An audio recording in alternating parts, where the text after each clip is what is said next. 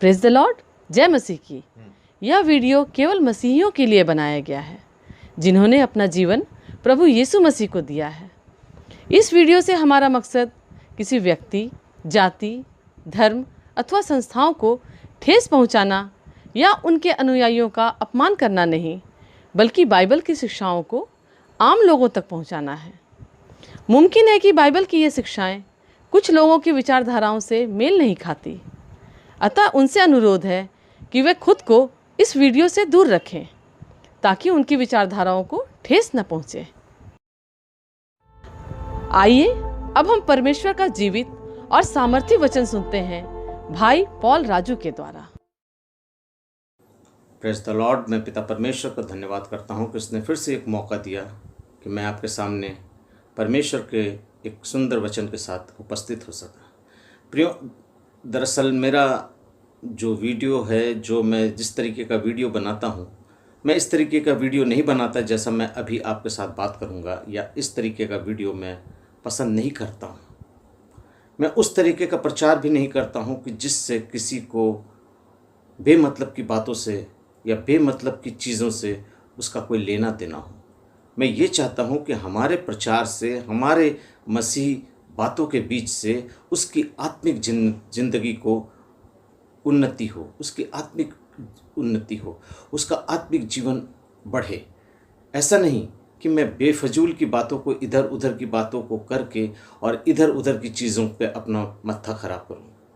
प्रियो, मैं इस तरीके का प्रचार नहीं करता हूं, लेकिन बहुत रिक्वेस्ट के बाद मैं आज आपके सामने ये लेकर प्रचार करना हो, या ये लेकर मैं आपसे बात कर रहा हूँ कि लोगों ने बहुत मुझको कहा कि ब्रदर, इस YouTube में एक धर्म पॉल नाम के एक प्रचारक हैं, जाने वो कौन से डॉक्ट्रिन में रहते हैं या कहाँ के वो हैं, किस संस्था के हैं, या कहाँ से वो बाइबल ट्रेनिंग किए हैं, कौन सी बाइबल पढ़ते हैं।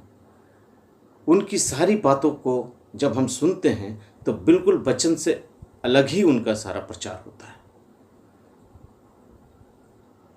हाँ प्रियो, जब मैंने ये चीज़ देखी, मैंने YouTube पर सर्च किया उनको, और जब जाके मैंने उनके बारे में देखा तो बड़ी अजीब अजीब सी बातें वो करते हैं, बहुत अजीब किस्म का प्रचार करते हैं। पता नहीं वो कौन से बाइबल से पढ़ते हैं और कहाँ से प्रचार ये लेके आते हैं, या कौन से ज्ञान से वो इस बातों को करते हैं। लोगों ने कहा कि ब्रदर, आप उनके इस प्रचार पर आप कुछ टिप्पणी करें या उस प्रचार पर आप कुछ बोलें जो उन्होंने सूअर खाने को लेकर कहा है। प्रियो, मैं आपको बता देता हूँ, मैं बार बार इस अपने प्रचार में यही बात कहता हूँ कि मैं किसी को लज्जित करने या किसी को दोष लगाने या किसी पर उंगली उठाने के लिए अपना प्रचार नहीं करता, या मैं बाइबल की बातें नहीं करता। लेकिन उनके प्रचार को सुनने के बाद और लोगों की बातों को सुनने के बाद मुझको ये लगा कि नहीं, वाकई इस चीज़ का खुलासा होना चाहिए, क्योंकि उसने बिल्कुल से परमेश्वर के वचन को उलट के रख दिया है। जहाँ परमेश्वर का वचन कहता है कि ये करना नहीं है, वहीं वो कहते हैं कि ये आपको करना है। आप मेरे YouTube पर जाइएगा और झूठे उपदेशक, झूठे प्रचारक और झूठे भविष्यवक्ताओं के बारे में मैंने जो बातें की हैं, जो मैंने स्टडी दी है, जो मैंने प्रचार किया है, उसको आप जब सुनेंगे तो उसमें आप देखेंगे इन लोगों की वजह से, ऐसे ऐसे लोगों की वजह से आज हमारी मसीह कलीसिया जो है वो बर्बाद हो रही है। उन्होंने बाइबल प्रचार में, अपने प्रचार में 14 से 15 मिनट के प्रचार में उन्होंने सिर्फ एक ही बात का मुद्दा रखा है कि मसीहों को सूअर का मांस खाना चाहिए। प्रियो, मैं आपको बता देता हूँ, पुरानी व्यवस्था में परमेश्वर ने अपने लोगों से बातें की, अपने लोगों के द्वारा इस वचन को लिखवाया, अपने स्वर्गदूतों के द्वारा बातें की, अपने भविष्यवक्ताओं के द्वारा बातें की। और इन सारी बातों को जब लिखने के बाद मलाकी की पुस्तक जब हम पढ़ते हैं, जो इस भविष्यवक्ता था, मलाकी के बाद और मत्ती तक 400 साल का जो पीरियड होता है, वो पीरियड साइलेंट पीरियड है। वहाँ पर परमेश्वर ने बातें नहीं की, अपने संदेशों को नहीं दिया, अपनी योजनाओं को नहीं दिया, अपने इच्छाओं को प्रकट नहीं किया, अपनी आज्ञाओं को नहीं दिया। वहाँ पर मलाकी के बाद जो मत्ती तक ये जो पीरियड है, 400 साल का पीरियड है, वहाँ पर परमेश्वर खामोश हो गया। और मत्ती के अध्याय में उसने अपने पुत्र को भेजकर उसके द्वारा अपनी सारी बातों को पूरा किया। क्योंकि प्रभु यीशु मसीह ने, आपको मैं बता दूं, मत्ती रचित सुसमाचार उसका 5वां अध्याय, मत्ती 5 और उसका 17 से, मत्ती 5 उसका 17 से जब मैं पढ़ता हूँ तो वहाँ पर प्रभु का वचन कहता है कि मैं व्यवस्था को तोड़ने नहीं परंतु मैं व्यवस्था को जोड़ने आया हूँ। प्रियो, परमेश्वर की ये व्यवस्था की जो ये पुस्तक है, जो ये व्यवस्था की पुस्तक है, इसको ना हमें तोड़ने का, ना इसे जोड़ने का, ना इसको बढ़ाने का, ना इसे घटाने का, ना इसमें किसी भी प्रकार से हमें किसी भी प्रकार का कोई भी हस्तक्षेप नहीं करना है। क्योंकि परमेश्वर का वचन बड़े सटीक और सीधे शब्दों में कहता है कि जो कोई इस पुस्तक में से किसी भी बातों को घटाएगा या बढ़ाएगा, परमेश्वर उसको दंड देगा। आइए मैं पढ़ता हूँ, जरा सा सुन लीजिए। मत्ती रचित सुसमाचार उसका 5वां अध्याय उसका 17वां पद यूँ कहता है, ये ना समझो, प्रभु यीशु मसीह कहते हैं, ये ना समझो मैं व्यवस्था या भविष्यवक्ताओं की पुस्तकों को लोप करने आया हूँ। मैं लोप करने नहीं परंतु पूरा करने आया हूँ। इस व्यवस्था की पुस्तक को वो पूरा करने इस जगत में आया। परमेश्वर ने अपना एक लौता पुत्र को इस जगत में इसीलिए भेजा कि वो इस व्यवस्था की पुस्तक में लिखी एक एक बातों को पूरा करे, जो परमेश्वर की योजना है, जो परमेश्वर की आज्ञा है। और देखिए, क्योंकि मैं तुमसे सच कहता हूं कि जब तक आकाश और पृथ्वी टल न जाए तब तक व्यवस्था का एकमात्र बिंदु भी पूरा हुए बिना नहीं टलेगा। अर्थात इस व्यवस्था की पुस्तक, आसमान और पृथ्वी टल जाए परंतु इस व्यवस्था की पुस्तक का एक भी शब्द, एक भी बिंदु नहीं टलेगा। और आगे लिखता है, इसलिए जो कोई इन छोटी से छोटी आज्ञाओं में से किसी को तोड़े और वैसा ही लोगों को सिखाए, वो स्वर्ग के राज्य में सबसे छोटा कहलाएगा, परंतु जो कोई इन आज्ञाओं का पालन करेगा, उन्हें सिखाएगा, वही स्वर्ग के राज्य में महान कहलाएगा। प्रियो, बड़े साफ शब्दों में लिखा हुआ है कि इस व्यवस्था की पुस्तक में से ना हमें कुछ घटाना है, ना इसमें से कुछ बढ़ाना है। परमेश्वर ने इस्राएलियों को आज्ञा दी, प्रभु यीशु मसीह ने अपने चेलों को आज्ञा दी, उनके चेलों ने नई कलीसिया को, अर्थात जो कलीसिया आज हम अपने आप को समझते हैं नए नियम की कलीसिया, उन कलीसियाओं को जो संदेश दिया, इनमें से बहुत सी चीज़ों को ये पास्टर्स लोग जो हैं तोड़ते मरोड़ते और उसको उलट फेर करके बतलाते हैं। जबकि मैं आपको बता दूं, व्यवस्था की पुस्तक में व्यवस्था विवरण उसका 14वां अध्याय और उसके 3 से लेकर 20 तक आप जब पढ़ेंगे तो वहाँ पे सारी बातों को परमेश्वर ने लिखवा दिया है। व्यवस्था विवरण उसका 14वां अध्याय और उसके 3 पद से लेकर 20वें पद तक आपको सारी बातों को वहाँ पर लिखवा दिया गया है कि हमें क्या खाना है, क्या नहीं खाना है, कौन सी चीज़ को लेना है, कौन सी चीज़ों को नहीं लेना। इस व्यवस्था की पुस्तक में, जिसको हम व्यवस्था की पुस्तक कहते हैं, परमेश्वर ने भी इसे व्यवस्था की पुस्तक कहा है। ये मत समझिए मैं अपने मन से बता रहा हूँ, आप मेरे साथ निकाल लीजिए। यहोशू की पुस्तक उसका 1 अध्याय और उसके 8वें पद में क्या लिखता है, मैं आपको पढ़ के सुनाता हूँ। यहोशू 1 अध्याय और उसका 8वां पद। जब यहोशू मूसा के बाद इस्राएलियों का अगुवा बना तो उसके सामने परेशानी थी, चिंता थी, डर था, भय था कि मैं इतने बड़ी जाति को, इतने बड़े लोगों को, इतने अधिक लोगों को लेकर कैसे चलूँगा। तब यहोशू परेशान होता है। तब परमेश्वर उससे बात करता है। क्या बात करता है? यहोशू, व्यवस्था की ये पुस्तक तेरे चित्त से कभी उतरने ना पाए, इसी में दिन रात ध्यान किए रहना।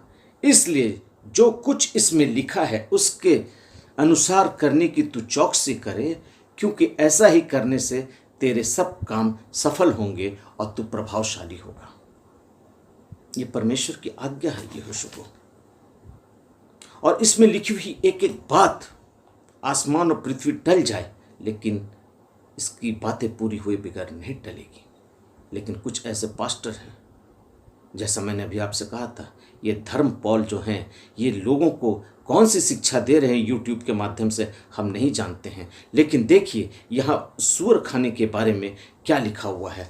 ऐसे तो मैं बहुत है लंबा, लेकिन मैं थोड़े से शब्दों में आपको बताता हूँ। जो 3 पद से लेकर 20 पद तक जब आप पढ़ेंगे, आप खुद ही पढ़ लीजिएगा, क्योंकि मेरे पास इतना टाइम नहीं है कि मैं आपको इसको पूरा पूरा पढ़ के दूँ। लेकिन इसमें 8वें पद में कुछ इस प्रकार से लिखा है, फिर सूअर जो चिरे खुर का तो होता है परंतु पागुर नहीं करता, इस कारण वह तुम्हारे लिए अशुद्ध है। तुम ना तो उसका मांस खाना और ना उसकी लोथ को छूना। प्रियो, परमेश्वर ने इस पुस्तक में क्या खाना है, क्या नहीं खाना है, क्या पहनना है, क्या नहीं पहनना है, कैसे रहना है, कैसे नहीं रहना है, कैसे अपने जीवन के रिश्तों को बनाना है, कैसे अपवित्रताई के साथ तुम नहीं रहना है, कैसे पवित्र बनना, सारी बातें। आज आपको कोई डिक्शनरी खोजने की ज़रूरत नहीं है। आज आपको बाइबल में कुछ और ज़्यादा जानने की ज़रूरत नहीं है। सिर्फ इस वचन को पढ़िए, और जब आप इस वचन को पढ़ेंगे तो सारी बातें परमेश्वर का आत्मा आपको खुद ब खुद सिखाता चला जाएगा। मैं कोई बाइबल कॉलेज से पढ़ा हुआ आदमी नहीं हूँ। मैं आपके समान एक मामूली सा इंसान हूँ, लेकिन मैं धन्यवाद देता हूँ परमेश्वर के आत्मा का, परमेश्वर के, कि वो अपने इस बेटे को अपने इस वचन से तो सिखाता जाता है। और धर्म पौल ने कहा कि आप सूअर का मांस खा सकते हैं। बेमतलब की चीज़ों को किस तरीके से मोड़ कर, तोड़ कर और इधर उधर की बातों को लाकर वो इस जगह पर प्रस्तुत करते हैं कि हम खा सकते हैं।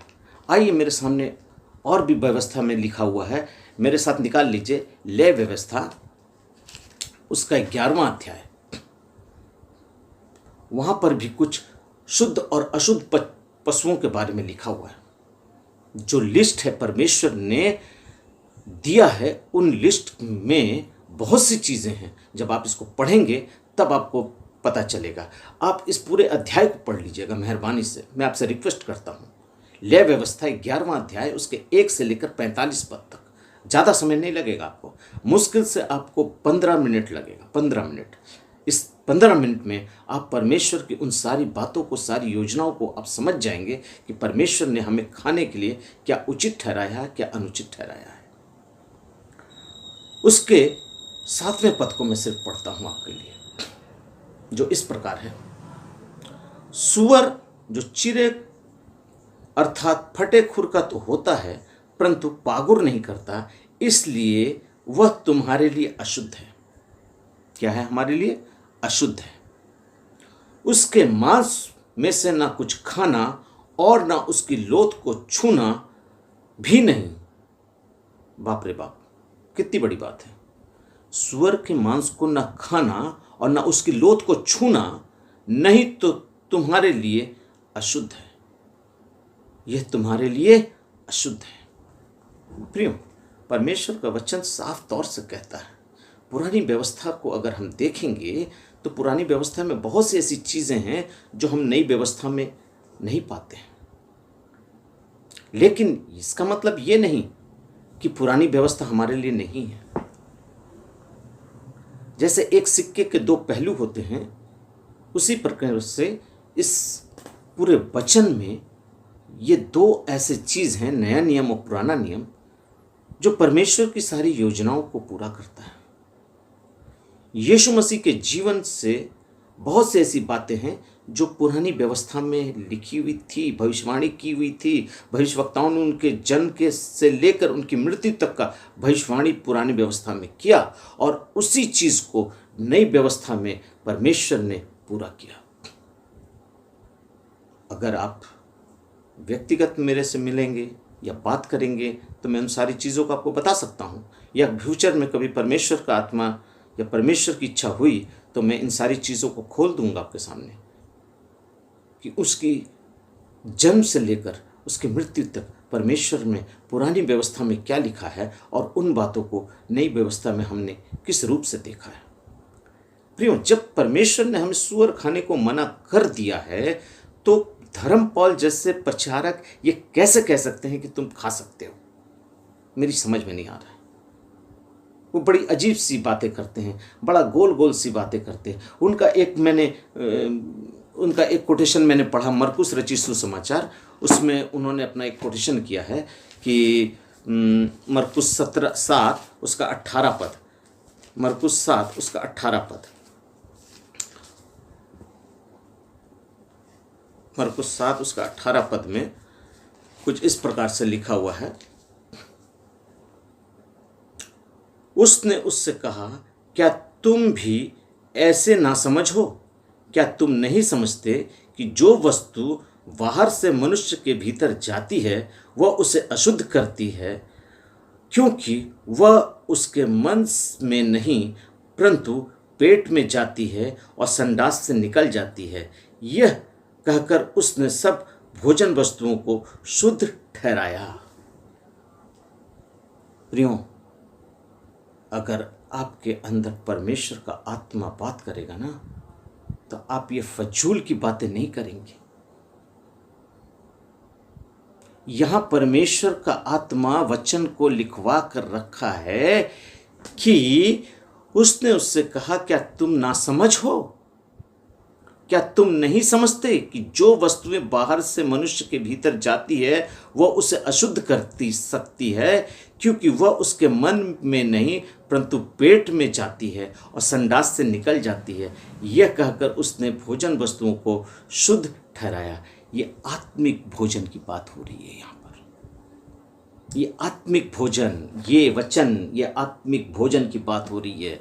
अगर हम संसारिक भोजन की वस्तुओं पर ध्यान लगाते हैं तो परमेश्वर का वचन कहता है, प्रभु का आत्मा कहता है, प्रभु यीशु मसीह कहते हैं कि तुम जो संसार की वस्तुओं को खाने पीने और अपनी लालसाओं और अभिलाषाओं में जीते हो, तुम ये समझते हो कि इससे हमें कोई लाभ होगा, लेकिन ये तुम्हारे लिए सिर्फ मुंह से जाती है और संडास से निकल जाती है, लेकिन ये तुम्हारे किसी लाभ की नहीं है। लेकिन उन्होंने इसके आगे नहीं पढ़ा, या पढ़ा भी तो आपको नहीं बताया, या समझा है या नहीं समझा है। लेकिन मैं आपको समझाना चाहता हूं कि इसके आगे का वचन क्या कहता है, जो परमेश्वर का आत्मा लिखवाया है। वो वस्तु, भोजन वस्तु जो मुंह से जाता है वो शुद्ध है, लेकिन संडास से जो निकल जाता है वो अशुद्ध है। ठीक है, इसका मतलब ये नहीं कि जो परमेश्वर ने मना किया है हम उसको भी खा लें और कहें कि परमेश्वर ने इसको शुद्ध ठहराया है। प्रियो, यहाँ उस भोजन की बात हो रही है जो संसारिक भोजन है, जो चावल, दाल, रोटी, सब्जी, चिकन, मटन जो हम लोग खाते हैं, जो भी चीज़ आजकल हम अपने मुंह में डालते हैं वो सब शुद्ध है। ठीक है, चलिए ठीक है, डाल दिया, वो संडास के माध्यम से निकल गया, वो अशुद्ध है, वो निकल गया। लेकिन ये नहीं कि जिस चीज़ को परमेश्वर ने मना किया है उस चीज़ को हम खाकर और इस वचन को कोट कर कर ये कहें कि प्रभु ने यहाँ सब चीज़ को शुद्ध ठहराया। देखिए उसके आगे क्या लिखता है। फिर उसने उससे कहा, जो मनुष्य में से निकलता है वही मनुष्य को अशुद्ध करता है। मनुष्य के अंदर से जो निकलता है, मनुष्य के अंदर से क्या निकलता है? देखिए उसके आगे लिस्ट है इसकी। क्योंकि भीतर से अर्थात मनुष्य के मन से बुरी बुरी विचारें, व्यभिचार, चोरी, हत्या, परिस्थिगमन, लोभी, दुष्टता, छल, लुचपन, कुटदृष्टि, निंदा, अभिमान, मूर्खता निकलती है, और ये सब बुरी बातें भीतर ही से निकलती है और मनुष्य को अशुद्ध करती हैं। तब आप खाएं क्या हैं? इन्हीं चीज़ों को आपने ग्रहण किया है, इन्हीं चीज़ों को आपने एक्सेप्ट किया है, और इन्हीं चीज़ों को आपने संडास के माध्यम से निकाला है। लेकिन हमारे प्रचारक अपने आप को बहुत बड़ा स्कॉलर समझते हैं, कहते हैं कि जो भी वस्तु आप मुंह में डाल लीजिए, परमेश्वर ने उसको शुद्ध ठहरा दिया है। प्रियो, सावधान हो जाइए ऐसे ऐसे प्रचारकों से। और एक वचन अक्सर लोग कोट करते हैं, वो है प्रेरितों के काम उसका 10वां अध्याय और उसकी 9 आयत से मैं आपके सामने पढ़ रहा हूं, जहां पर दर्शन की बात है। मैं कभी कभी बहुत सोचता हूं कि पता नहीं इनको कौन सी आत्मा मिली है जो आज इनको ये तक समझ में नहीं आता कि कौन सी बातें परमेश्वर की आत्मा की ओर से होती है और कौन मनुष्यों की बातें करते हैं। यहाँ से पतरस जब वो दर्शन देखता है कि एक चादर ऊपर से उतर रही है, उसमें सारे जंतु हैं, और परमेश्वर का आत्मा उससे कहता है तू इसे मार, खा। तो पतरस कहता है कि नहीं प्रभु, मैंने इन अशुद्ध वस्तुओं को कभी नहीं खाया। ध्यान से सुनिए, मैंने कभी भी अशुद्ध वस्तुओं को नहीं खाया, लेकिन प्रभु का आत्मा कहता है तू इसे मार और खा। जब वो ऐसा देखता है, जब वो ऐसा करने से इनकार करता है, तो वो चादर फिर आसमान की ओर उठा ली जाती है। पिता, मैं समझ नहीं रहा हूँ, मेरे पास शब्द नहीं है इसको मैंने व्याख्या करने का, या इतना सिंपल सा मैटर को आपको समझाने के लिए मैं आपको इतना ही से भी बता सकता हूँ कि ये अन्य जातियों का एक दृष्टांत है, अन्य जातियों का एक दृश्य है जो परमेश्वर ने पतरस को दिखलाया। और वो पतरस कौन है? वो पतरस कौन है जो इस दर्शन को देख रहा है? वो प्रभु का एक दास है जो कर्नेलियुस के पास आता है, और वहाँ पर वह अन्य जातियों को प्रचार करता है, और इस प्रचार के माध्यम से उन अन्य जातियों के ऊपर में परमेश्वर का आत्मा उतरता है, और वो अन्य अन्य भाषाएं बोलने लगती हैं, अर्थात उनको परमेश्वर का आत्मा छूता है। वो प्रभु को ग्रहण करते हैं, वो परमेश्वर का आत्मा उनको छूता है, और वो अन्य अन्य भाषाएं बोलने लगते हैं। प्रियो, आप इस अध्याय को जब पढ़ेंगे तो सारी बातें आपको खुलकर इसमें से समझ में आ जाएंगी। लेकिन मैं फिर भी आपके लिए पढ़ना चाहता हूँ, क्योंकि मैं आपके सामने ऐसे ऐसे चीज़ों को जो है वो मैं साफ कर देना चाहता हूँ कि जिस काम को परमेश्वर ने मना किया है वो मना है, और जिस चीज़ को परमेश्वर ने करने को कहा है वो बिल्कुल करना है। परमेश्वर का वचन कहता है, देखिए क्या कहता है। मैं शुरू से पढ़ रहा हूँ, धैर्य रख के सुनिएगा। कॉर्नेलियुस में कैसरिया में कॉर्नेलियुस नाम का एक मनुष्य था जो इब्तलीनी नामक पलटन का सूबेदार था। वो भक्त था और अपने सारे घराने के समेत परमेश्वर का भय मानने वाला, यहूदी लोगों में बहुत दान देता और बराबर परमेश्वर से प्रार्थना करता था। आपने कॉर्नेलियुस का परिचय सुन लिया। उसने दिन के तीसरे पहर के निकट दर्शन में स्पष्ट रूप से देखा कि परमेश्वर का एक दूत उसके पास भीतर आकर कहता है कि कॉर्नेलियुस। उसने उसे धन्यवाद से देखा और डर कर कहा, हे प्रभु, क्या है?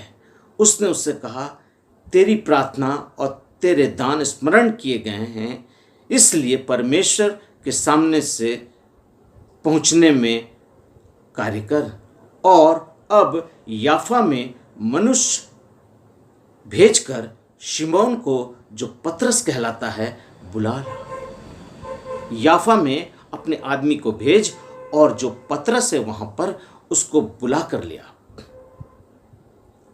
जब उसके लोग जाते हैं तब वहां पर क्या होता है, दूसरे दिन जब वे चलते चलते नगर के पास पहुंचते हैं तो दोपहर के निकट पतरस छत पर प्रार्थना करने को चढ़ा था। उसे भूख लगी और कुछ खाना चाहता था, परंतु जब वो तैयारी कर रहे थे तब बेसुध हो गया और क्या देखता है कि आकाश खुल गया। बेसुध हो गया मतलब आत्मा में चला गया, और क्या देखता है कि आसमान खुल गया और एक पात्र बड़ी चादर के समान चारों कोने से लटकता हुआ पृथ्वी की ओर आ रहा है, जिसमें पृथ्वी के सब प्रकार के चौपाए, रेंगने वाले जंतु और आकाश के पक्षी थे। ऐसे में एक ऐसा शब्द सुनाई दिया, हे पतरस, उठ, मार और खा। ये चीज आज ईसाइयों के बीच में फैलाई जा रही है कि पतरस को परमेश्वर का आत्मा चादर में सारे बनेले जंतु, सारे बनेले चीज सब कुछ दिखाया और कहा, उठ, मार और खा। प्रियो, ये जो जंतुएं हैं, मैं इसमें ज़्यादा डीप आपको नहीं ले जाना चाहता हूँ, बस थोड़े थोड़े बातों में करना चाहता हूँ। ये जो जितने भी चीज़ें दिखलाई गई हैं, रेंगने वाले जंतु, आकाश के पक्षी, ये सब जो चीज़ें थीं, ये अन्य जातियों का प्रतीक है। ये अन्य जातियों का प्रतीक है। और इसके आगे क्या होता है, मैं उसका 19वां पद पढ़ रहा हूँ। ये पूरा अध्याय ही आप पढ़ लीजिएगा, आपको समझ में आ जाएगा। अच्छे से ध्यान से पढ़िएगा। पतरस जो उस दर्शन पर सोच रहा था कि आत्मा ने उसे कहा, देख, 3 मनुष्य तेरे खोज में आए हैं। जब ये दर्शन के बारे में सोच ही रहा था तब 3 पुरुष उसके पास आते हैं। अतः उठकर नीचे जा और निसंकोच उसके साथ हो ले, क्योंकि मैं ही ने उन्हें भेजा है। परमेश्वर का आत्मा पतरस से बात करता है कि तेरे पास खोजने के लिए तो कुछ लोग आए हैं, तू निसंकोच उसके सब पास जा और उसके साथ हो ले, क्योंकि मैंने ही उसे भेजा है। 22वां पद, उन्होंने कहा, कुरनेलियुस सूबेदार, जो धर्मी और परमेश्वर का डरने वाला है, सारी यहूदी जाति, सुनाम मनुष्य है, उसने एक पवित्र स्वर्गदूत से यह दर्शन पाया है कि तुझे अपने घर में बुलाकर तुझसे वचन सुने। वो कुरनेलियुस ये दर्शन पाया कि इसको बुलाकर, पतरस को बुलाकर अपने घर में कुछ वचन सुने, अर्थात कॉटेज मीटिंग, जो हम लोग आज ईसाई लोग, अपने क्रिश्चियंस लोग अपने घरों में करते हैं। किसी पास्टर को बुलाकर, किसी प्रचारक को बुलाकर, किसी पवित्र लोग जो प्रभु के दास हैं उनको बुलाकर जब हम कोई मीटिंग अरेंज करते हैं उसको कॉटेज मीटिंग कहते हैं। वैसा ही कुरनेलियुस जो था, पतरस को बुलाकर अपने घर में एक कॉटेज मीटिंग करवाने की इच्छा रखता है। दूसरे दिन वो उसके साथ गया और याफा के भाइयों में से कुछ उसके साथ हो लिए। दूसरे दिन वो कैसरिया पहुंचे और कुरनेलियुस अपने कुटुंबियों और अपने प्रिय मित्रों को इकट्ठा करके उसकी बाट जो रहा था। यहाँ पर कुरनेलियुस क्या कर रहा है, लोगों को जमा कर रहा है, और जमा करने के बाद उसकी बाट जोड़ा, अर्थात उसका वेट कर रहा है कि अब वो आएगा तो हम उससे प्रभु का वचन सुनेंगे। परंतु पतरस ने उसे उठाकर कहा, खड़ा हो, क्योंकि तो मैं भी मनुष्य हूं। मैं बता देता हूं, एक चीज मैं यहां पर आपसे छुपाया था, लेकिन अब परमेश्वर का आत्मा कह रहा है कि इस चीज को भी उजागर कर दो। प्रियो, अक्सर लोग अपने से बड़ों का पैर छूते हैं, अपने पास्टर्स का पैर छूते हैं, अपने माता पिता का पैर छूते हैं, अपने गुरुजन का पैर छूते हैं। प्रियो, मैं आपको बता देता हूं, मसीह जीवन में पैर छूना बिल्कुल मना है, बिल्कुल मना है। वचन कहता है कि हमारा सर परमेश्वर के सामने और किसी के सामने ना झुके। परमेश्वर के सामने के अलावा और किसी के सामने मेरा सर ना झुके। जब हम किसी का पैर छूते हैं, सर झुकाते हैं, अर्थात हम उसको दंडवत करते हैं। हमारे बाइबल में पैर छूना मना है और ऐसा नहीं है कि कहीं पैर छुआ गया। देखिए, जब पतरस यहाँ पहुँचता है तो कर्नेलियुस उसके साथ क्या करता है। दूसरे दिन 25वां पद, जब पतरस भीतर आ रहा था तो कर्नेलियुस ने उससे भेंट की और उसके पैरों पर गिरकर उसे प्रणाम किया। तो पतरस क्या कहता है, सुन लीजिए।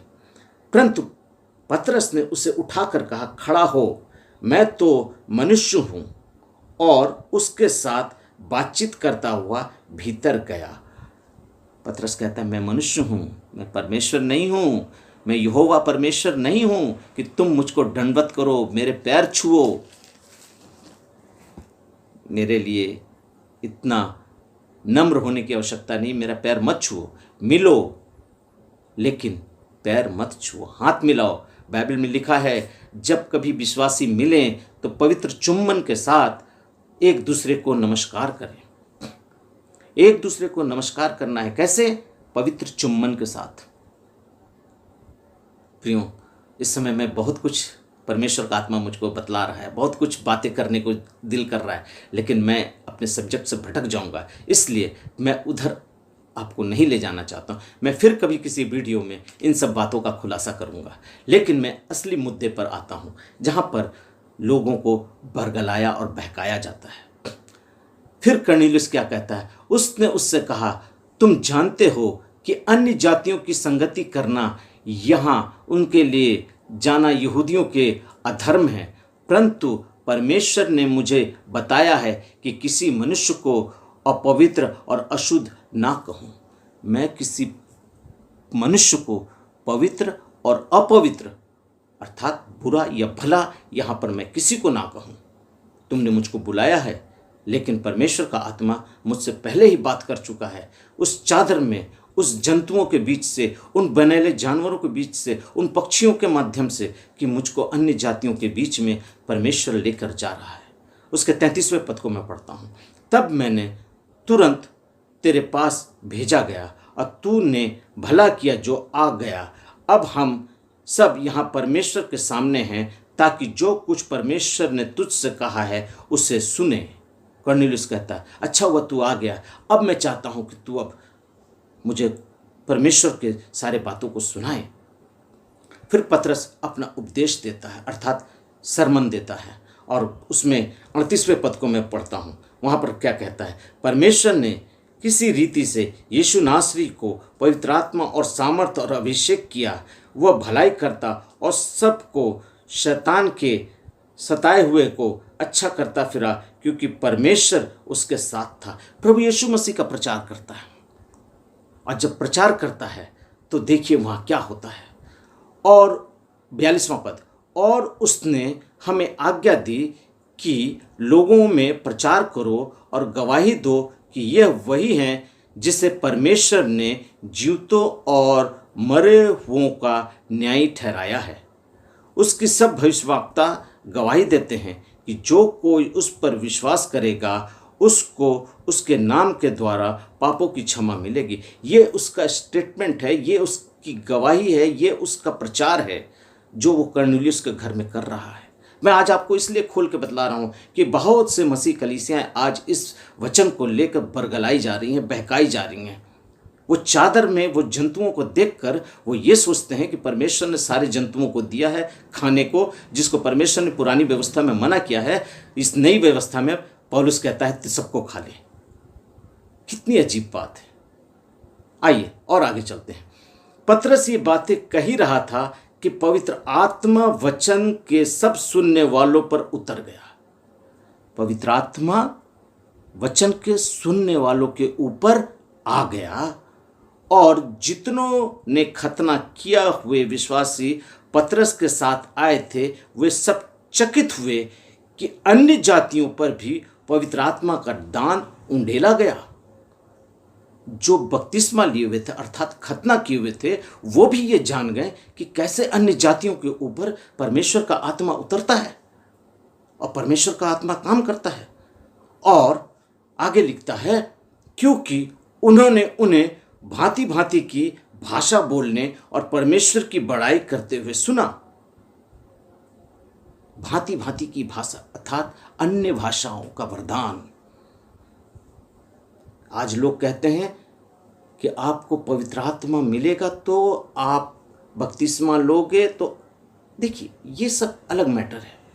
परमेश्वर प्रभु यीशु मसीह ने कहा कि बपतिस्मा हमारे उद्धार को दर्शाता है, लेकिन ऐसा नहीं कि पवित्र आत्मा का जो दान है, अन्य भाषा का दान है, वो सिर्फ बपतिस्मा पाए हुए लोगों को ही मिलेगा।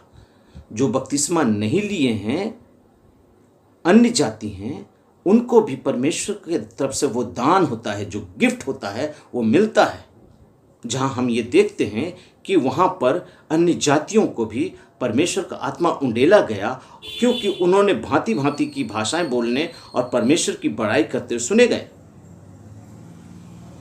प्रियों, यहाँ वो अन्य जातियों के लिए दिखाया गया था कि उठ, मार और खा। ये वही अन्य जाति हैं जो चादर में थे, जिसको परमेश्वर ने दर्शन के रूप में दिखाया था कि मैं तुझको भेज रहा हूँ, अर्थात मैं खाने को दे रहा हूँ। अर्थात कौन सा खाना? आत्मिक भोजन जो मैं तुझको खाने को दे रहा हूँ। कर्नेलियुस के घर में जो तुम आत्मिक भोजन खाओगे, उस भोजन में अन्य जाति होंगे, अर्थात वो बनेले पशु होंगे, वो जंगल के पक्षी होंगे जो चादर में थे। ध्यान से सुनिए, जो चादर में थे वो अन्य जातियों का दृष्टांत है। वो अन्य जातियों को पतरस ने परमेश्वर का वचन सुनाया और परमेश्वर का आत्मा उनके ऊपर उतरा, और परमेश्वर का आत्मा उतरने से वो अन्य अन्य भाषा बोलने लगे। अर्थात पतरस ने उसको आत्मिक जीवन में उन्नति की। उनका जो व्यक्तिगत पुराना जीवन था उसे वो मार दिया, उसे वो खत्म कर दिया। उसके बाद से उसका एक नया जीवन शुरू हो गया। उसको परमेश्वर का आत्मा छू लिया, और परमेश्वर का आत्मा जब उसको छू लिया तब वो अन्य अन्य भाषाएं बोलने लगे, और परमेश्वर का आत्मा उनके ऊपर उतर गया। जो अन्य जाति थे अब वो परमेश्वर की आत्मा से भर गए। पौलुस को कहा मार और खा, पौलुस ने उसको मारा। पतरस ने उसे मारा, और मारने के बाद खाया, अपने वचन से खाया, और खाने के बाद उसको परमेश्वर का आत्मा वरदान के रूप में मिला। लेकिन आज लोग इस बात को समझने की कोशिश ही नहीं करते हैं। सोचते हैं प्रभु ने मुझको खाने को दिया है, तुम्हारा चील, कौवे, उल्लू, गधे, ऊंट, सुअर, जितने अपवित्र चीजें हैं जो परमेश्वर ने पुरानी व्यवस्था में मना किया है, उनको प्रभु ने यहाँ खाने को कहा है। अरे मेरे भगवान, कौन सी आत्मा है तुम्हारे अंदर, समझ में नहीं आता है। इतना सहज परमेश्वर का आत्मा बात करता है जब, तो क्यों नहीं समझ पाते हो कि यहाँ पर परमेश्वर का आत्मा अन्य जातियों के सब्जेक्ट में बात कर रहा है, विषय में बात कर रहा है। आज ये सबके बस की बात नहीं है कि सब इस बात को समझ जाएं, क्योंकि उनके अंदर वो आत्मा है ही नहीं जिससे वो समझ सकें कि परमेश्वर आज उससे क्या बात करने मांग रहा है। मैं इस वक्त आपसे बात कर रहा हूं, लेकिन परमेश्वर का आत्मा इस वक्त मुझको बहुत से डॉक्ट्रिन इसके अंदर दे रहा है। प्रियों, सावधान हो जाइए ऐसे ऐसे लोगों से, ऐसे ऐसे यूट्यूबर से सावधान हो जाइए जो परमेश्वर के वचन को तोड़ मरोड़ कर आप तक पेश करते हैं। मैं नहीं कहता हूं, पतरस खुद इस बात को सर्टिफाई करता है कि परमेश्वर ने उसको किस बात का दर्शन दिया था, और इन बातों का वो खुलासा करता है। उसके बाद जब हम 11वें अध्याय में आते हैं, उसके पहले पद से मैं पढ़ता हूँ। इसी का प्रेरितों के काम, उसका 11वां अध्याय, उसके पहले पद से मैं पढ़ रहा हूँ। सुनिए क्या पतरस का स्टेटमेंट सुनिए। फिर प्रेरितों और भाइयों ने जो यहूदिया में थे सुना कि अन्य जातियों ने भी परमेश्वर का वचन मान लिया है। परमेश्वर का वचन अन्य जातियों ने मान लिया है, अर्थात पतरस ने उन बनेले जंतुओं को, उन चादर में जितने भी जंतु दिखाए गए थे उनको मार दिया है, अर्थात पर अन्य जातियों ने परमेश्वर का वचन मान लिया है। अतः जब पतरस यरूशलेम में आया तो खतना किए हुए लोग उससे वाद विवाद करने लगे। तूने खतना रहित लोगों के यहाँ जाकर उसके साथ क्यों संपर्क किया, उनको क्यों वचन सुनाया? जो अन्य जाति थे उनको क्यों वचन सुनाया? आज लोग मसीहों के बीच में घूमते हैं, लेकिन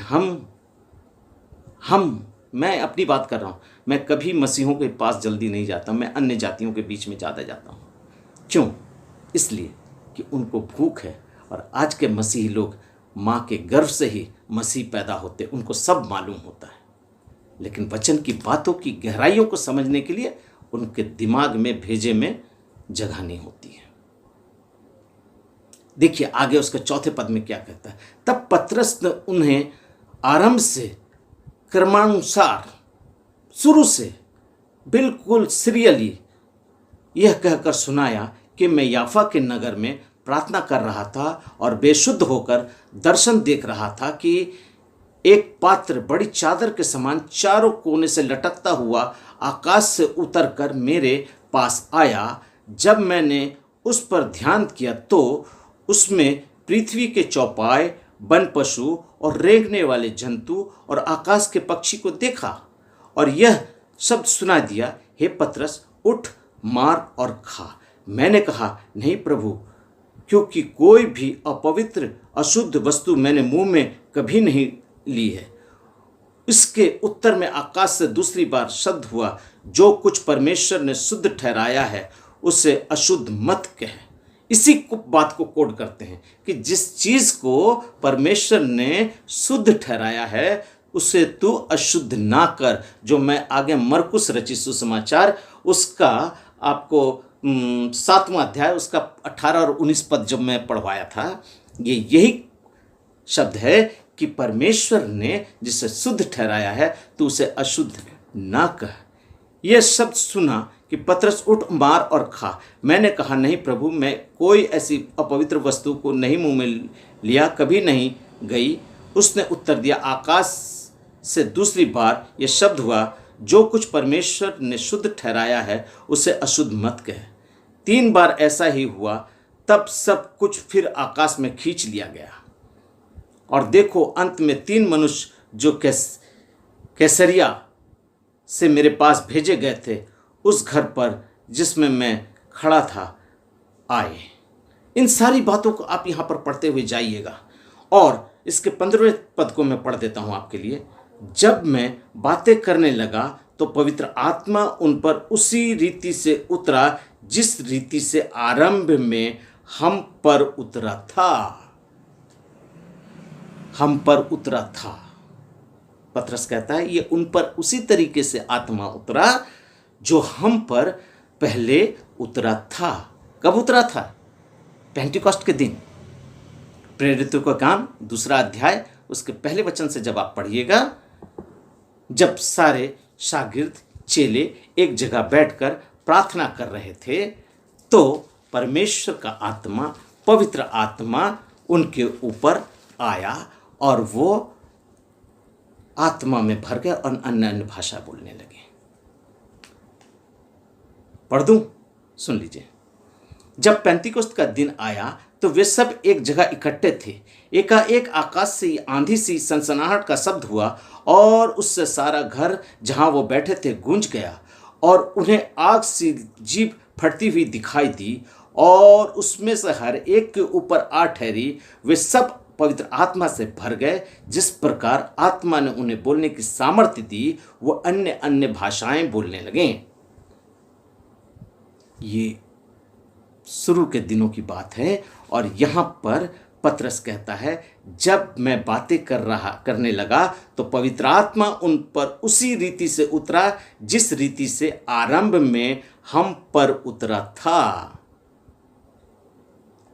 और इसके 16वें पद में लिखता है, तब मुझे प्रभु का यह वचन स्मरण आया जो उसने कहा था, यूहन्ना ने तो पानी से बपतिस्मा दिया, परंतु तुम पवित्र आत्मा से बपतिस्मा पाओगे। प्रियो, कितना क्लियर है यहाँ शब्द, कितना क्लियर है परमेश्वर का ये प्रकाशन, कितना क्लियर है ये चीज, लेकिन हम नहीं समझ पा रहे हैं। हम नहीं समझ पा रहे हैं कि आज लोग ये सुअर का मांस और ये और वो, इन सब बातों को लेकर बेकार की बातों में क्यों अपना वक्त जाया कर रहे हैं। क्या अपना YouTube पे अपना TRP बढ़वाने के लिए? मेरे इस चैनल को सब्सक्राइब कीजिए, मेरे चैनल को लाइक कीजिए, मेरे चैनल को ये कीजिए। मैं कभी भी अपने चैनल को ये शब्द से इस्तेमाल नहीं किया कि आप उसको लाइक करिए, सब्सक्राइब कीजिए और ये करिए और वो करिए। प्रियो, अगर मेरा वचन आपको अच्छा लगता है तो मेरा यही रिक्वेस्ट है, आप अपने लोगों तक इसको फैलाइए ताकि परमेश्वर का आत्मा उनके जीवन में, परमेश्वर का वचन उसके जीवन में क्रिया करे और उनका आत्मिक जीवन उन्नति हो और उनका जीवन परमेश्वर के योग्य बन जाए। इन फजूल की बातों से कोई मतलब नहीं है। हम क्या खाते हैं, क्या पीते हैं, क्या नहीं करते हैं, क्या कैसे सोते हैं, क्या पहनते हैं, जिन बातों से हमारी आत्मिक उन्नति होती है वो हमारे लाभ के लिए है, और जिन बातों से हमारी आत्मिक उन्नति नहीं होती है वो हमारे लिए बेकार है। प्रियो, सावधान हो जाइए। आज ऐसे ऐसे बहुत से लोग हैं जो परमेश्वर के वचन को तोड़ मरोड़ कर पेश करते हैं। नए नियम में एक दृष्टांत और है। आप सूअर की बात करते हैं तो इन सूअरों को परमेश्वर ने तुच्छ जाना है। इन सूअरों को परमेश्वर ने तुच्छ जाना है। और परमेश्वर ने क्या, शैतान ने खुद कहा है, शैतान ने कहा है कि हमें इनके बीच में डाल दे। अर्थात शैतान खुद माना कि यहाँ पर मेरे रहने का स्थान है। शैतान खुद जान गया कि मैं इनके बीच में निवास कर सकता हूँ। अगर प्रभु यीशु मसीह उस मनुष्य के अंदर से दुष्ट आत्मा को निकाल कर बाहर फेंकते, बाहर निकालते तो वो इधर उधर जाता, लेकिन शैतान ने कहा कि मुझको तू इन सूअरों के बीच में डाल दे। सोचिए, अगर सूअर शुद्ध होता तो शैतान उसमें निवास कर सकता था। वो सूअर अपवित्र है, अशुद्ध है, जिसको परमेश्वर ने अशुद्ध ठहरा दिया, उसको आप मिस्टर धर्म पॉल, आप उसको शुद्ध मत ठहराइए। आपका कोई हक नहीं बनता है। और आपके यूट्यूबर्स जो आपको देखकर बहक रहे हैं, मैं उनसे रिक्वेस्ट करता हूं कि मेहरबानी से ऐसे ऐसे लोगों के पल्ले से अपने आप को बचा लीजिए। क्योंकि परमेश्वर का वचन कहता है कि जिस समय प्रभु यीशु मसीह ने उसके अंदर से दुष्ट आत्माओं को निकाला तो उसके बाद उसने उन क्या किया वो मैं बताता हूँ। वह यीशु को दूर से देखकर दौड़ा और उसको प्रणाम किया और ऊंचे शब्द से चिल्लाकर कहा, हे यीशु, परम प्रधान परमेश्वर के पुत्र, मुझे तुझसे क्या काम। देखिए, शैतान भी अंगीकार करता है कि तू परमेश्वर परम प्रधान का पुत्र है। वो दुष्ट आत्मा अंगीकार करता है कि ये परम प्रधान परमेश्वर का पुत्र है। और आगे लिखता है, मैं तुझे परमेश्वर की शपथ देकर कहता हूं कि मुझे पीड़ा न दे। मैं तुझको कसम देता हूं कि मुझको कष्ट मत दे, मुझको कष्ट मत दे। तो क्या दे भैया? क्योंकि उसने उससे कहा, मैं तुझसे अशुद्ध आत्मा इसी मनुष्य से निकल आ। यीशु ने कहा, हे अशुद्ध आत्मा, इस मनुष्य के अंदर से निकल आ। उसने उससे पूछा, तेरा क्या नाम है? उसने कहा, मेरा नाम सेना है, क्योंकि हम बहुत हैं। और उसने उससे विनती की, हमें इस देश से बाहर ना भेज, हमें इस देश से बाहर मत भेज। तो भैया कहाँ जाओगे तुम? वहाँ पहाड़ पर, 11वां पद, वहाँ पहाड़ पर सूअरों का एक बड़ा झुंड चल रहा था। उसने उससे विनती करके कहा कि हमें उन सूअरों में भेज दे कि हम उसके भीतर जाएं। शैतान, दुष्ट आत्मा ये चाहता है कि हम गंदी चीज़ों के अंदर जाएं, अशुद्ध चीज़ों के अंदर जाएं, क्योंकि वो अपवित्र है और अपवित्रताई के साथ ही रहना चाहता है। इसलिए परमेश्वर ने सूअर को अपवित्र ठहराया है, उसके गोश्त को अपवित्र ठहराया है, उसको अशुद्ध ठहराया है। इसलिए शैतान भी अपनी सेना के साथ कहता है कि मुझे सूअरों के बीच में डाल दे। अतः उसने उन्हें आज्ञा दी और अशुद्ध आत्मा निकलकर सूअरों के भीतर बैठ गई और झुंड जो कई 2000 था कगाड़े के ऊपर से झपटकर झील पे जा पड़ा और मर गया।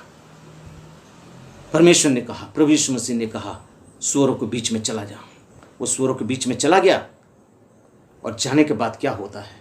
सूअर, करीब 2000 सूअर थे, वो झील के ऊपर से, कगाड़े के ऊपर से जाकर कूद कर मर गए। प्रियो, प्रभु यीशु मसीह ने कहा कि जो शुद्ध है उसे खा लो।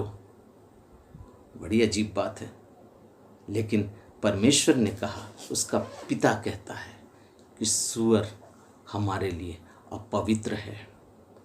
प्रियो, अगर आज आप इस वीडियो को देख रहे हैं और सुन रहे हैं तो जान जाइए कि हम मसीहों के लिए सूअर का मांस खाना सबसे गंदी चीज़ है। अगर मैं इसको और थोड़े साफ शब्दों में कहूँ तो ये समझ लीजिए, आपके अंदर से निकला हुआ मैला जो आप पॉटी में निकालते हैं, मैं इस तरीके से आप बात करता हूँ, जो आप पॉटी में निकालते हैं, संडास में निकालते हैं, आप उसी को खाते हैं। इतनी गंदी चीज़ है वो ये। प्रियो, कोई क्या बोलता है इससे कोई मतलब मत रखिए। परमेश्वर का जीवित वचन क्या कहता है, क्योंकि परमेश्वर का वचन कहता है, सूअरों के आगे मोती मत डालो, सूअरों के आगे मोती मत डालो, क्योंकि उन्हें इनकी कदर नहीं मालूम। प्रियो, मैं आपसे विनती करता हूँ कि ऐसे ऐसे प्रचारकों का प्रचार सुनकर अपनी आत्मिक जीवन को खराब मत करिए, क्योंकि वचन को तोड़ना मरोड़ना इनकी आदत है। लेकिन मैं आपको फिर से कहता हूँ, पुरानी व्यवस्था में जो लिख दिया गया है वो नई व्यवस्था में पूरा हो गया है। मेहरबानी से मैं आपसे रिक्वेस्ट करता हूँ, मैं वो हवाला आपको फिर से कह देता हूँ, आप उसको ज़रूर पढ़िएगा। व्यवस्था विवरण 14 उसका 3 से लेकर 20 तक, और व्यवस्था विवरण 11 उसका 27वां पद, और लय व्यवस्था 11 अध्याय 1 से लेकर 45 तक। आप इसे ज़रूर पढ़िएगा। और एक वचन मैं मिस्टर प्रचारक धर्म पॉल के लिए पढ़ना चाहता हूँ, वो है आपको मत्ती रचित सुसमाचार उसका 7वां अध्याय उसका 6ठा पद, उसका 6ठा पद, जहाँ पर कुछ इस प्रकार से लिखा है, पवित्र वस्तु कुत्तों को ना दो और अपने मोती सूअरों के आगे मत डालो, ऐसा ना हो कि वे उन्हें पांव तले रौंदे और फाड़ कर तुम्हें फाड़ डालें और अंत में तुम्हें फाड़ डालें। प्रियो, ये परमेश्वर का जीवित अनमोल वचन है, मोती है हमारे लिए, ये हमारा श्रृंगार है। प्रभु कहता है, इन्हें कुत्तों के आगे ना दो और अपने मोती सूअरों के आगे मत डालो। जिनको इनकी कदर नहीं मालूम, इस वचन की गहराई को नहीं जानते, इन वचन को अपना जीवित परमेश्वर का सामर्थ्य वचन की व्याख्या या समझने की शक्ति नहीं है, वो अंड बंड प्रचार करके आज हम मसीहों को बरगला रहे हैं। प्रियो, मैं आपसे हाथ जोड़कर निवेदन करता हूँ, वचन को पढ़िए, वचन को समझिए और वचन के आधार पर चलने की कोशिश कीजिए, ताकि आपका आत्मिक जीवन ऐसे ऐसे लोगों से बच जाए। आइए हम प्रार्थना करें। महान सर्वशक्तिमान दयालु पिता परमेश्वर, प्रभु जी, आज आपने मुझको इस वचन पर प्रकाश डालने की कुवत दी, मुझको इस प्रकार के वचन को बोलने की सामर्थ्य, प्रभु जी, मैं आपका धन्यवाद करता हूँ। प्रभु, होने दे कि जितनों ने इसे सुना है प्रभु जी, आने वाले दिनों में प्रभु जी इस वचन के द्वारा उनका आत्मिक जीवन फलवंत हो। प्रभु, आशीष कर परमेश्वर, उनको, उनके परिवार को, उनके हर एक काम काज को, उनकी रोजी रोजगार को, उनके घर परिवार को, हर एक को आशीष कर प्रभु, ताकि ये वचन उनके जीवन में, उनके परिवार में हमेशा के लिए बंध जाए। प्रभु, आशीष कर पापा। आदर और महिमा आपको देते हैं, यीशु के नाम से मांगते हैं, आमीन।